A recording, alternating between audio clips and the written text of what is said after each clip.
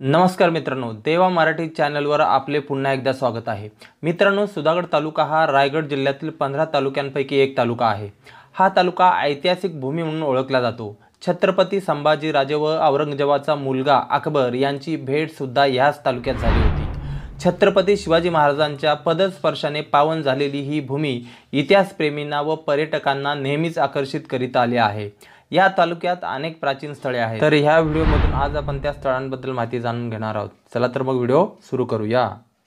Number 12, Rameshwar मंदिर, वरचा रामेश्वर। सुधागड तालुक्यातील उंचावर असलेले आणि निसर्गाच्या सानिध्यात असलेले नयनरम्य असे हे ठिकाण आहे। हे ठिकाण वरचा रामेश्वर म्हणून ओळखले जाते। हे अप्रतिम असे मंदिर असून छोटासा ट्रेक करत तुम्ही या ठिकाणी पोहोचू शकता। ट्रेक करताना एखाद्या ठिकाणी बसून समोरचे नयनरम्य दृश्य अनुभवायला मात्र विसरू नका। हे मंदिर पालीपासून सुमारे 13 किलोमीटर अंतरावर आहे। हे मंदिर भगवान शिवशंकराचे असून ते इसवी सन 1665 मध्ये बांधले असल्याचे समजते। जेव्हा श्रीराम सीतेच्या शोधात निघाले होते तेव्हा जखमी अवस्थेतील जटायूची भेट इथेच झाली होती अशी आख्यायिका सांगितली जाते।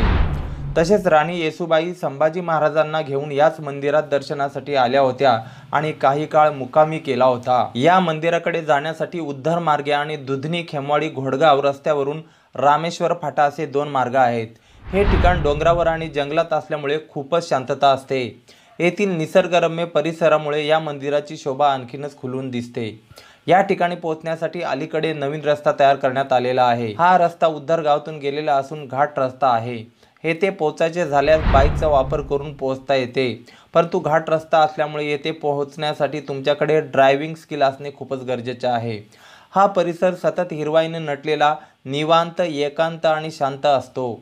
मंदिरा शेजारी थंड पाण्याचा झरा आणि कुंड पाहावयास मिळतो। फेब्रुवारी-मार्च महिन्यात झाडावेलींना लागलेल्या फुलांमुळे इथला परिसर अगदी मनमोहक होऊन जातो। उद्धर गावात सुद्धा शिवशंकराचे एक मंदिर आहे। येथे महाशिवरात्रीला यात्रा भरते। तर निसर्गरम्य अशा ठिकाणी असलेल्या या मंदिराला आवर्जून भेट द्या। नंबर 11, श्री वीरेश्वर मंदिर, आसरे। पाली खोपोली मार्गावर असलेल्या पेडली या गावातून श्री वीरेश्वर मंदिर, आसरे हे ठिकाण सुमारे 3 किलोमीटर अंतरावर आहे। येथे जाण्यासाठी 2 मार्ग आहेत। एक म्हणजे जांभूळपाडा येथून आणि दुसरा मार्ग पेडली गावातून जातो। हे सुद्धा भगवान शिवशंकराचे मंदिर आहे। मंदिराच्या कंपाऊंडमध्ये एक तलाव असून त्या तलावामध्ये एक विहीर पाहायला मिळते।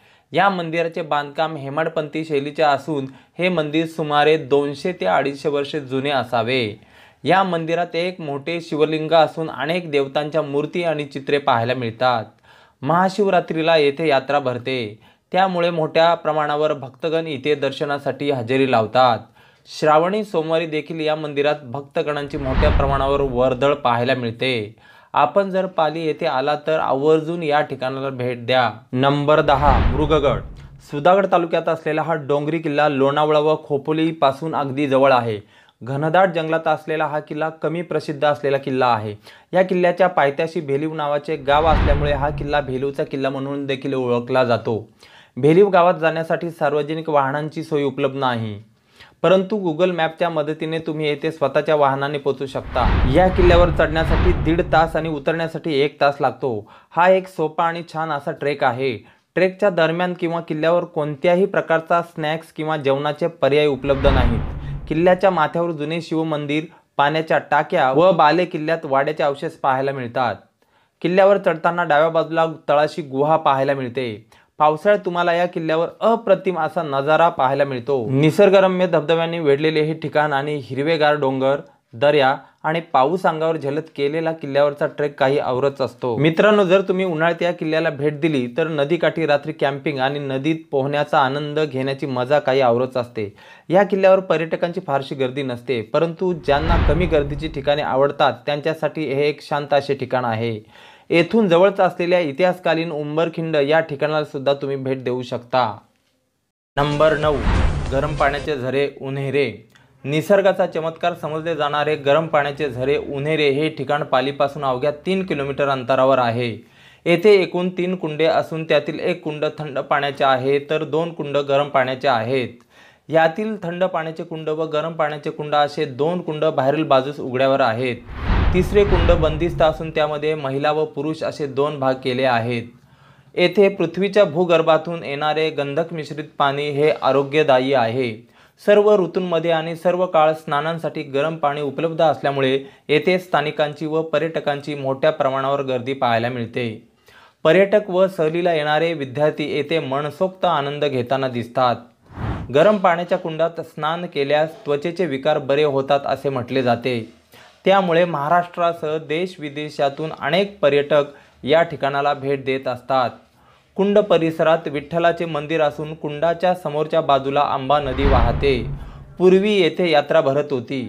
बाजूला वृक्षराजी आणि शेती असल्यामुळे येथील वातावरण निसर्गरम्य व आल्हाददायक असते। पालीच्या बल्लाळेश्वराच्या दर्शनासाठी येणारे भक्तगण या ठिकाणाला आवर्जून भेट देत असतात। नंबर 8 ठाणाळे लेणी। रायगड पुणे जिल्ह्याच्या सीमेवर घाट माथ्याच्या खाली कोरलेली ही लेणी शिल्पकलेचा उत्तम नमुना आहे। ही लेणी इसवी सन पूर्व 1ल्या शतकातील असल्याचे समजते। ही लेणी पालीपासून वायव्येस सुमारे 25 किलोमीटर अंतरावर आहेत। येथे जाताना 3 मार्गाने जाता येते।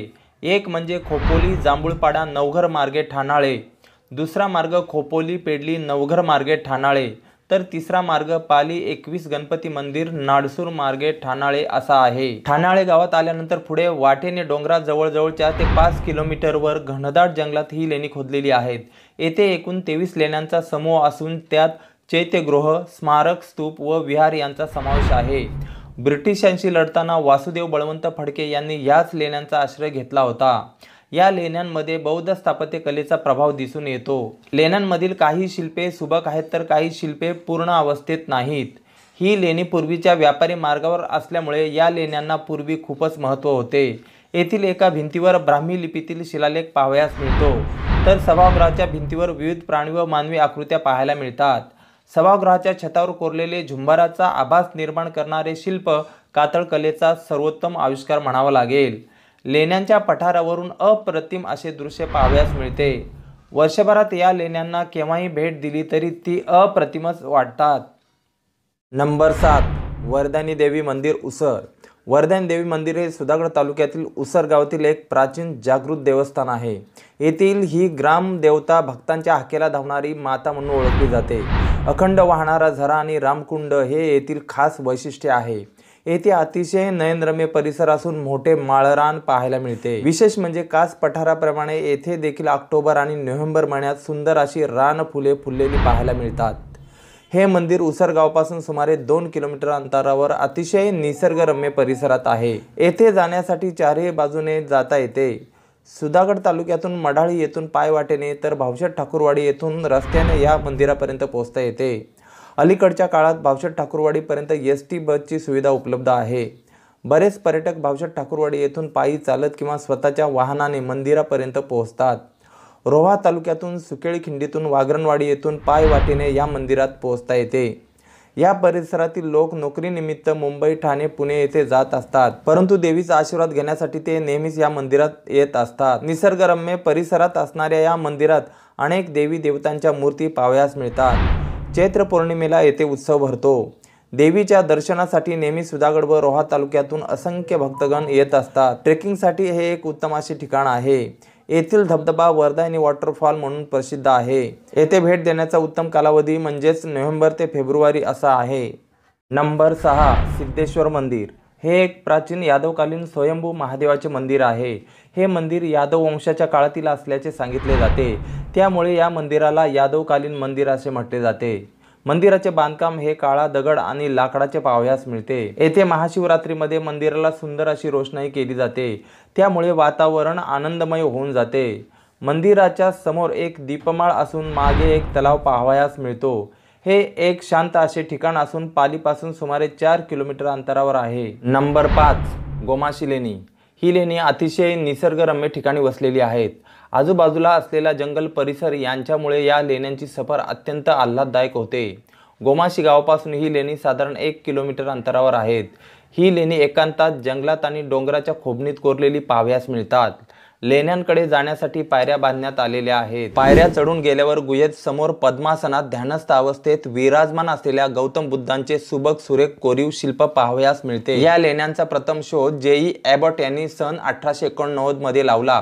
त्यानंतर 1954 मध्ये या लेण्याला संरक्षित स्मारक म्हणून घोषित करण्यात आले। संध्याकाळी येथे डोंगराच्या पलीकडे होणारा सूर्यास्त आणि गुहेवर वर्षाव झालेली सोनेरी सूर्यकिरण, आज समतात भरून राहणारी शांतता, संत वाहणारी नदी असे विलोभनीय दृश्य पाहायला मिळते। हे ठिकाण पालीपासून सुमारे 14 किलोमीटर अंतरावर आहे। नंबर 4 खडसांबळे किंवा नेनवली लेणी।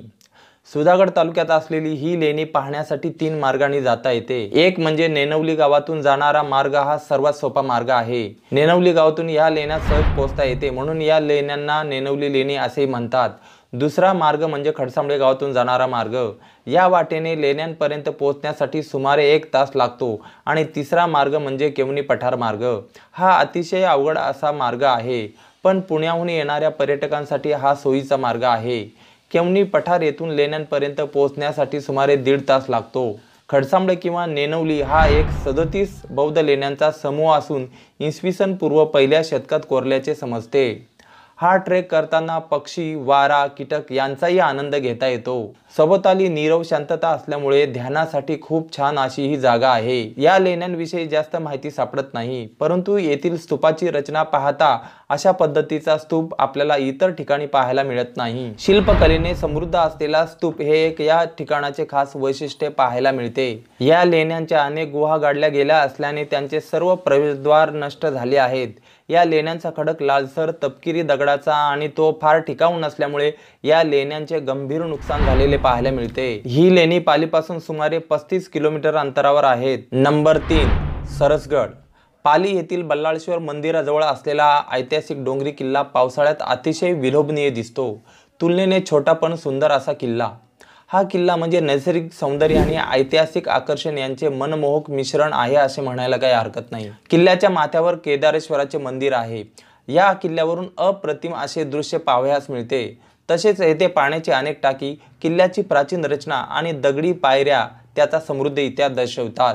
निसर्ग, इतिहास आणि शांतता शोधणाऱ्या साहसप्रेमींसाठी हा एक परिपूर्ण वीकेंड म्हणायला काही हरकत नाही। तुम्ही उत्साही ट्रेकर आणि इतिहासप्रेमी असाल तर तुमच्यासाठी हे एक चांगले ठिकाण आहे। जर तुम्हाला सूर्योदय आणि सूर्यास्ताचे दृश्य पाहायचे असेल तर किल्ल्याच्या माथ्यावर जाऊन त्याचा अनुभव घेता येतो। माथ्यावरून 3 कावडीचा डोंगर, सुधागड, तैलबैल्या, घनगड आणि कोरीगडही दिसतो। सरसगड किल्ल्यावर एक मी स्पेशल व्हिडिओ बनवला आहे, त्याची लिंक मी डिस्क्रिप्शन मध्ये दिली आहे।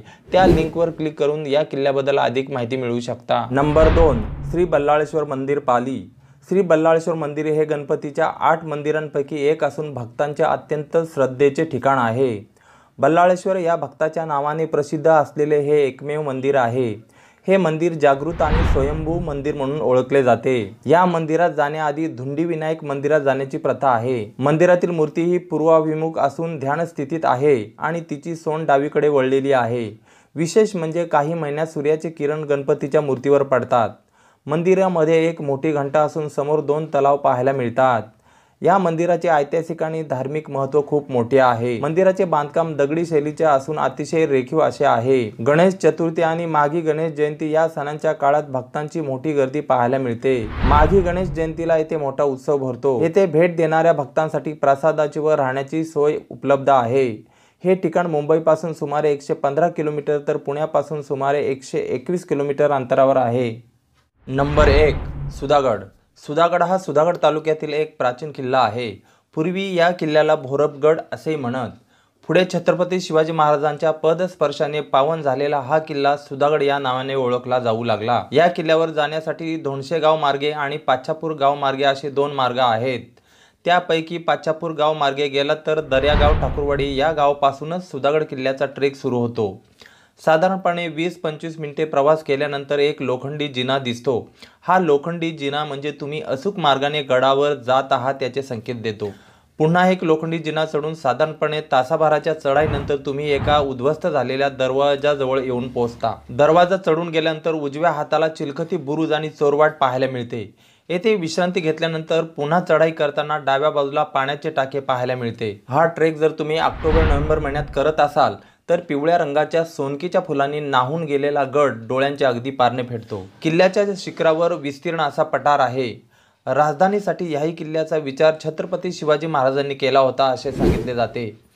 याच गडाच्या पायथ्याशी असलेल्या पाच्छापूर गावात छत्रपती संभाजीराजे व अकबर यांची भेट झाली होती। किल्ल्यावर गेल्यावर सह्याद्रीच्या पर्वतरांगा आणि आजूबाजूची निसर्गरम्य दृश्ये पर्यटकांना थक्क करून सोडतात। गड चढून वर गेल्यावर डावीकडे कमळतळे आणि महादेव मंदिर पाहायला मिळते। थोडे अंतर चालल्यानंतर उजव्या बाजूला पाण्याचे टाके तर समोर गेल्यावर पंत सचिवांचा वाडा पाहायला मिळतो। वाड्यातून बाहेर पडल्यानंतर उजवीकडे श्री शंकराचे मंदिर तर थोडे पुढे जाऊन डावीकडे चोर वाटेकडे जाणारा मार्ग पाहायला मिळतो। सरळ समोरच गेल्यास भोराई देवीचे मंदिर दिसते।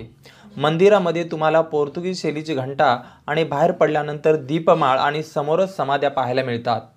मंदिराच्या उजवीकडची वाट ही दारू कोठाराचे अवशेष आणि टकमक टोकाकडे जाते। मंदिरापासून एक वाट दिंडी दरवाजाकडे जाते, ज्याला महादरवाजा असे म्हटले जाते।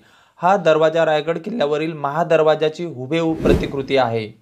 किल्ल्यावर अजून तुम्हाला श्री सिद्धेश्वर मंदिर, गजलक्ष्मी मंदिर, हनुमान तलाव, धान्य कोठार, पाण्याचे टाके, घोडेपागा, हत्तीपागा अशा अनेक वास्तू पाहायला मिळतात।